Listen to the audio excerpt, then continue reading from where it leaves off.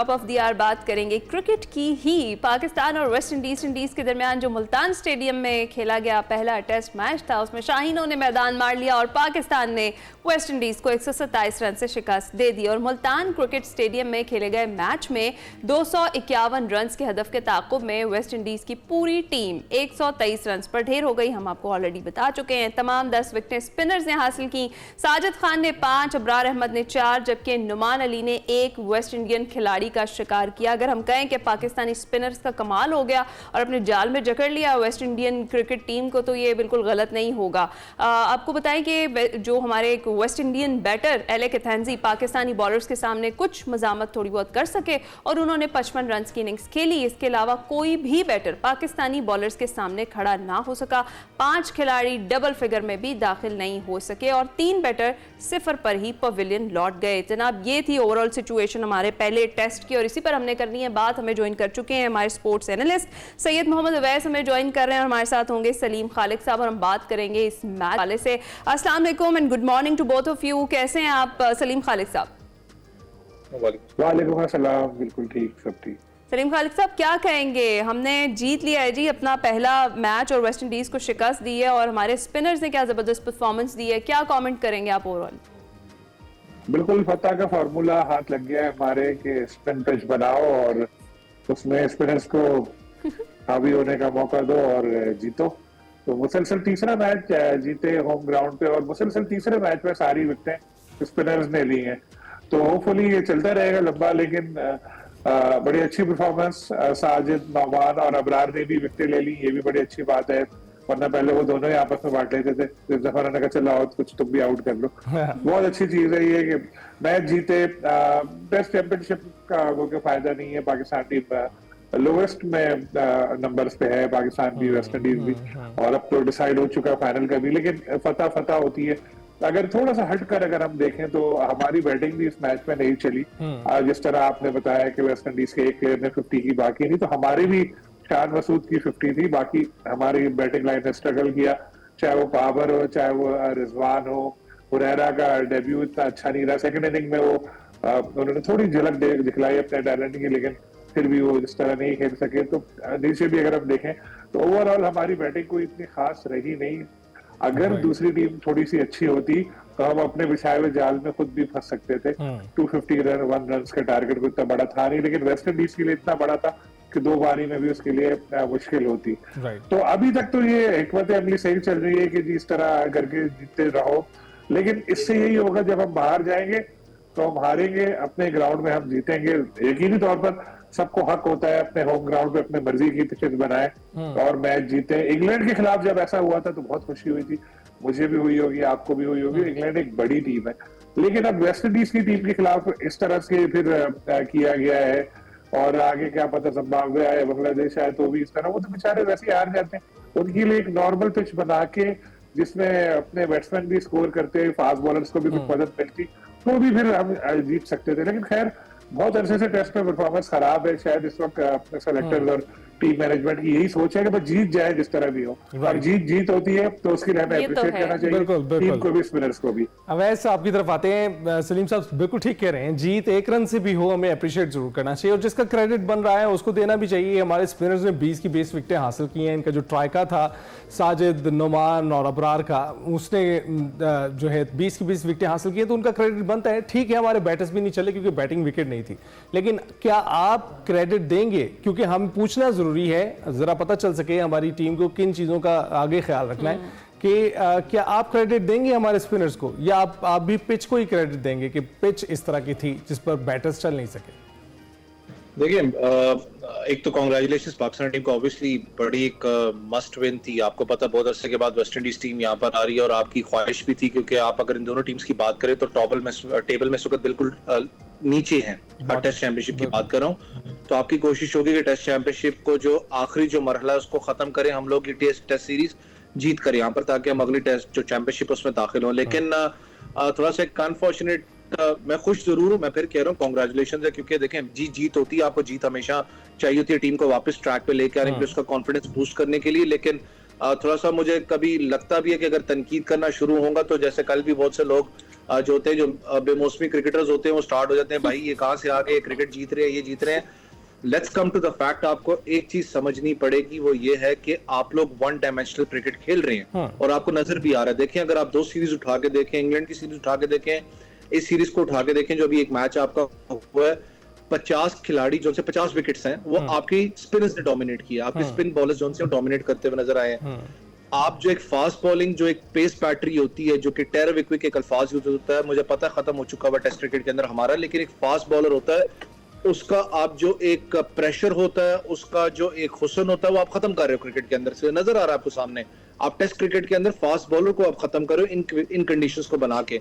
दूसरा, बैट्समैन की आप बात करें, देखें जहां पर उनके बैट्समैन स्ट्रगल करते हुए नजर आए, आपको भी नजर आया कि हमारे बैट्समैन स्पिनिंग ट्रैक के ऊपर नजर आए हैं स्ट्रगल करते हुए। आपने पूरी जिंदगी पाकिस्तान पे सीरीज तो नहीं खेलनी, आपने इसके बाद 9 महीने के बाद अगला टेस्ट मैच खेलना है, उसके बाद आपने 14 महीने के अंदर 3 टेस्ट सीरीज खेलनी, जिसमें अगर मैं गलत नहीं हूं इंग्लैंड की भी सीरीज है, आपने इंग्लैंड के अंदर जाके 3 टेस्ट मैचेस खेलने हैं। मुझे पता है लोग ये भी बात करते हैं कि अपनी होम कंडीशंस होती हैं, होम एडवांटेज होता है, सारे मामलात हैं, लेकिन यार आपको कहीं ना कहीं balance between the ball and bat आपको रखना पड़ता है। देखिए, आप, मैं फिर कह रहा हूँ कि आप एक फास्ट बॉलर हो, मुझे तकलीफ होती है, पेस बैटरी आप खत्म कर रहे हो। आपका पेस बैटरी की नामो निशान, आप जो आने वाला लड़का है जो कि टेस्ट क्रिकेट के अंदर जिसको लेबल लगा दिया जाता है डोमेस्टिक में कि आने वाले तुम पेस बैटरी पाकिस्तान के टेस्ट क्रिकेटर हो गए, उसको इस टेस्ट क्रिकेट के अंदर जब वो देखता है तो कहता है यार ये तो खत्म होती जा रही है टेस्ट क्रिकेट जो थी फास्ट बॉलर के लिए, मैं क्या करूंगा, डाइवर्ट होता है दिमाग। इस चीज को कहीं ना कहीं मद्देनजर रखना पड़ा होगा। वैसे पाकिस्तान टीम की परफॉर्मेंस की बात करें, स्पिनर्स की जबरदस्त आपकी परफॉर्मेंस रही है। साजिद खान, वो फिर मैं रिपीट करूंगा, जा करता हूं, मुझे ड्रॉप कर दिया जाता है, लेकिन बैटिंग जो सी है वो पाकिस्तान टीम को कहीं ना कहीं देखनी पड़ेगी। मुझे पता है विनिंग स्क्वाड के साथ ही अगले मैच में जाओगे, लेकिन जो आपका ओपनिंग डिपार्टमेंट है, शान मसूद की बात करें, बेशक उन्होंने 50 जरूर स्कोर किया, लेकिन वो आपको ऑफ कलर नजर आ रहे हैं। बाबर आजम की बात करें, साउथ अफ्रीका में कलर नजर आ रहे थे, यहाँ पर थोड़ी विकेट फिर मैं कह रहा हूँ मुश्किल है। और जो हमारा इशू है, जो लेफ्ट आर्म स्पिनर के खिलाफ पाकिस्तान की टीम एक्सपोज होती है, वो आपको फिर नजर आया, 7 खिलाड़ी उनके प्लेयर ने आउट किए हैं। तो ये जो बैटिंग कॉम्बिनेशन है, थोड़ा सा पाकिस्तान को काम करने की जरूरत है। ठीक है, बिल्कुल ठीक है। वैसे बड़ा इंपॉर्टेंट पॉइंट उठाया सलीम खालिक साहब, और वही है वो जिस पर अभी आप भी बात कर रहे थे कि स्पिनर्स पर बड़ा फोकस किया गया है, और जिस तरह से पिच को तैयार किया गया, जिस तरह से वो कह ले ग्रीन हाउस बना के पंखे लगा के उसे ड्राई रखा गया या किया गया, तो स्पिनर्स के लिए हमने तैयारी फुल की और स्पिनर्स ने वो रिजल्ट भी दिया। कहीं ना कहीं आपको लगता नहीं है कि वाकई अवैस की बात बिल्कुल दुरुस्त है कि फास्ट बॉलर वाला सीन तो बिल्कुल आउट हो गया, और आपको नहीं लगता कि अगला जो हमारा चैंपियंस ट्रॉफी का बड़ा इवेंट है वो भी होम ग्राउंड की अपनी कंडीशंस होंगी हमारी, और हम कॉन्फिडेंट भी होंगे, लेकिन स्टिल हमारे जो फास्ट बॉलिंग अटैक है उसको भी किसी तैयारी की, किसी प्रैक्टिस की जरूरत है उससे पहले? देखिए, यही पॉइंट कल मैंने एक्सप्रेस न्यूज में भी उठाया था शो में, यही मैंने ट्वीट भी की, और उस पे लोगों ने नेगेटिव रिमार्क्स दिए, क्योंकि लोग चाह रहे हैं कि हम जीते हैं तो हम बस जमीन आसमान के खिलाफे मिलाते रहे। बिल्कुल बिल्कुल अच्छी बात है, लेकिन जो माइनस पॉइंट है वो भी देखें, आपने शाहीन आफरीदी को नहीं खिलाया, आपने नसीम शाह को नहीं खिलाया, क्योंकि पिच में उनके लिए जान नहीं थी। फिर आपका मैच जब होता है बाहर, तो आप खिला के बोलते हैं जा बेटा 10 आउट कर। अरे भाई, उसने टेस्ट क्रिकेट कितनी खेली, आप तो अपने होम ग्राउंड पे तो उसको खेल ही नहीं दे रहे, बाहर जाके आप तवक्को करते हैं कि जाओ करो, फिर यहाँ आप इन स्पिन पिचेस पे खिला रहे हैं, या कभी पहले डेड पिचेस होती थी, फिर यही जब जो प्लेयर बाहर जाके बैटिंग करते हैं, फिर हम उनसे तवक्को करते हैं कि वो डबल सेंचुरियां बनाएंगे, तो हम अपॉर्चुनिटीज तो उनको दे नहीं रहे।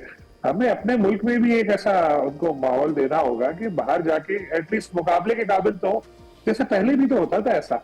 रमीज राजा साहब जब आए, रमीज राजा साहब ने ऐसा किया कि बिल्कुल डेड पिच बनाओ, ड्रॉ करो या जीतो, वो हिकमत अमली पाकिस्तान क्रिकेट को पीछे ले गई। लेकिन उससे पहले अगर हम देखें तो हमारे पिचेस बेहतर होती थी, वहां आपको सेंचुरी डबल सेंचुरी भी नजर आती थी, वहां स्पिनर्स भी आउट करते थे, वहां पेसर्स भी आउट करते थे। शुरू में टेस्ट क्रिकेट में एटलीस्ट पेसर्स को मौका मिले थोड़ा, आखिर में चौथे पांचवें दिन तो स्पिनर्स को वैसे ही मदद मिलती है। एक सपोर्टिंग पिच होगी, उसके बाद हम बाहर जाके मुकाबला करने के काबिल हो सकेंगे। नहीं तो यही इस तरह एक ही पिच में 3-3 मैच खिला दें, जीते, और फिर उसके बाद अपने आप को हार पहना के खुश होते रहे, हमने ये तीर मार लिया, हमने वो तीर मार लिया, लेकिन बाहर की परफॉर्मेंस जो है वो ऐसी रहेगी। तो मैं फिर सलीम साहब, मैं भी आपसे कहूंगा हमें तो खुश हो लेने दे, थोड़ी देर की खुशी है उसको तो मना लेने दे, लेकिन जरूरी है, आपका पॉइंट टेकन बिल्कुल। अवैस, आप बताइएगा, क्या ये स्पिनर्स अगर हम बाहर ले जाकर खेलते हैं कि ऐसी कारकर्दगी दे सकते हैं, और क्या आपको लगता है कि ये भी वैलिड पॉइंट है कि हमारे क्रिकेटर्स जिस तरह से शाहीन शाह अफरीदी हैं उनको ऐसी पिचेस पर जोर आजमाई करवाने के लिए भिजवाना चाहिए था? देखिए, दो चीजें हैं। अगर आप हम एक टर्मिनोलॉजी यूज करते हैं वर्कलोड मैनेजमेंट की, वो वर्कलोड मैनेजमेंट बैट्समैन पे भी लागू होता है, स्पिनर्स पे होता है, लेकिन ज्यादा लागू होता है आपके पेस बैटरी के ऊपर, क्योंकि पेस बैटरी का ज्यादा वर्कलोड होता है, उसकी बॉडी बिल्कुल डिफरेंट होती है एज कम्पेयर टू इन दोनों के। अगर मैं तीनों फॉर्मेट्स की बात करूं तो मुझे बताएं कि रेड बॉल क्रिकेट के अंदर हमने वर्कलोड मैनेजमेंट कितना ज्यादा सीरियस उसको लिया है। कुछ अरसे की मैं बात कर रहा हूँ, ठीक है, अभी आपको शाहीन वगैरह नसीम नजर नहीं आ रहे, लेकिन कुछ अरसे की बात कर रहा हूँ कि आप उसको ज्यादा सीरियस नहीं लेते। आपके हर प्लेयर जो सा है, ज्यादातर नसीम की बात करूं, शाहीन की, वो रेगुलर टेस्ट क्रिकेट खेलते हुए आ रहे थे, हर क्रिकेट खेली है उन्होंने, चाहे वो जिम्बाब्वे के खिलाफ सीरीज भी क्यों ना हो, उन्होंने खेली है। अगर आप इस वक्त बात करें टेस्ट स्क्वाड की, चले मैं बात करता हूँ, मोहम्मद अली आपके पास मौजूद थे, खुर्रम शहजाद मौजूद थे, मुझे नहीं पता कि मोहम्मद अब्बास को किस लिए ड्रॉप किया गया। आपने कहा जी वर्कलोड मैनेजमेंट कर रहे हैं, भाई वो 3 साल के बाद वापस आ रहे, कौन सी वर्कलोड मैनेजमेंट है? उसने आके परफॉर्म करके साउथ अफ्रीका विकेट्स पे दिया, फिर आप एक रीजन लेके आते हो कि डेड ट्रैक होगा, यहाँ पर वो ज्यादा इफेक्टिव नहीं होगा। तो यही आपको याद हो, वेस्ट इंडीज के अंदर इतना को ज्यादा सपोर्टिव ट्रैक नहीं होता, वहां पर भी उसने आपको सीमन आउट करके, स्विंग करके आउट करके दिए प्लेयर्स को। मुझे नहीं पता उसको ड्रॉप क्यों किया गया। अगर खुर्रम शहजाद और मोहम्मद अली की बात करूं, पेस बैटरी की बात कर रहा हूं, जब ये रोड विकेट्स आप बनाते हो, मोहम्मद अली आपको याद हो उसने डेब्यू भी मुल्तान में ही किया था, मुल्तान में उसने आउट किया था डोमेस्टिक के अंदर। आपने उसको बिल्कुल रोड विकेट दे दी थी, जहां पर बॉल का कोई फास्ट बॉलर को सपोर्ट ही नहीं करी थी। आपने कहा भाई चल तू कराता जो ओवर, वो बेचारा कराता गया, 10-15 ओवर करवाए, आउट नहीं कर पाया। मैंने भी क्रिटिसाइज किया, बहुत लोगों ने क्रिटिसाइज किया, लेकिन जब रियलिटी पे आओ तो मुझे बताएं कि वो विकेट कितनी सपोर्टिव थी एक फास्ट बॉलर के लिए। वो सपोर्टिव नहीं थी। जहां पर सपोर्ट होती है एक फास्ट बॉलर के लिए, साउथ अफ्रीका की बात करो, वहां पर आप अपने पेसर्स को नहीं लेके जाते। जहां पर बॉलर को सपोर्ट नहीं होती, जैसे आपने डेड ट्रैक बनाया, वहां पर आप कहते हो पेसर को आओ जी आके परफॉर्म करो इस विकेट पे। तो मुझे बताया ना कि जो डोमेस्टिक के अंदर एक लड़का बैठा हुआ यंगस्टर, मैंने कहा ना हमारा एक बहुत ही बुरा एक अलमी है कि टेस्ट क्रिकेट बहुत बड़ी चीज है। देखिए हमें समझना पड़ेगा। मैं भी अगर सामने हो ना, मैंने एक 4 डे खेला हुआ, उसके बाद मुझे पता लग गया था मेरी बॉडी सस्टेन नहीं करती 4 डे को। 4 डे की बॉडी स्ट्रक्चर बिल्कुल डिफरेंट है, आपका उसके अंदर रिदम बिल्कुल डिफरेंट होता है। आप अगर एक बॉलर बेचारा डोमेस्टिक के अंदर परफॉर्म करता है, मोहम्मद अली, मैं अली की बात करूंगा, जो अली रजा जो फास्ट बॉलर, जिसका ये विश्व भी बहुत बात करते हैं, सियालकोट के लिए भी वो फाइल्स भी खेला, अंडर 19 का बॉलर है, बहुत तगड़ा फ्यूचर है उसका। लेकिन यार आप उस लड़के को अभी से टैगलाइन लगा रहे हो कि आने वाला टेस्ट क्रिकेटर है।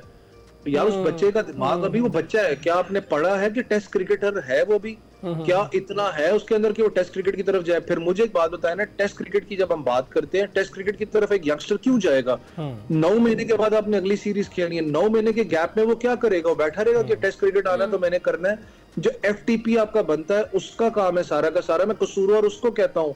बहुत अरसा हो गया पाकिस्तान को 5 टेस्ट मैच सीरीज खेले हुए, जहां पर एक प्लेयर जज होता है कि उसकी कैपेबिलिटी क्या है, कि क्या वो रिप्रेजेंट कर सकता है टेस्ट नेशन को, नहीं कर सकता।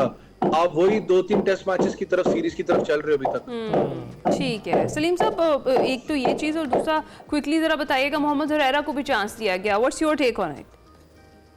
हुरैरा बहुत टैलेंटेड प्लेयर है, डोमेस्टिक क्रिकेट में उन्होंने अपने आप को साबित भी किया है, और अब डेब्यू उनका इतना अच्छा नहीं रहा, सेकंड इनिंग में वो भी उन्होंने कोशिश बड़ी की, तो उनको अभी मजीद मौके देने चाहिए। जितना उन्होंने परफॉर्म किया है उसके बाद अगर एक फेलियर की बुनियाद पर हमें उनको जज नहीं करना चाहिए, और उनको एटलीस्ट यहाँ 2 टेस्ट, दूसरा टेस्ट भी खिलाए, और उसके बाद भी जब गैप बहुत लंबा है, लेकिन जब भी हो भूलना नहीं चाहिए, क्योंकि ये टैलेंटेड प्लेयर है, ये इतने मेहनत करके टीम में जब आते हैं लड़के, तो उनको फेयर चांस पूरा देना चाहिए, ताकि आगे के लिए हमें प्लेयर मिलते हैं। बदकिस्मती से पिछले दौर में ऐसा नहीं हुआ था, मखसूस प्लेयर्स के गिर्द हमारी क्रिकेट घूमती रही थी, लेकिन अब मौका मिलना शुरू हुआ है, तो बिल्कुल ऐसे प्लेयर्स को चांस मिलना चाहिए और प्रॉपर चांस देना चाहिए, ताकि वो अपनी सलाहियतों का मुकम्मल इजहार कर सकें। बिल्कुल ठीक। सलीम साहब, अवैस, आप दोनों का बहुत बहुत शुक्रिया।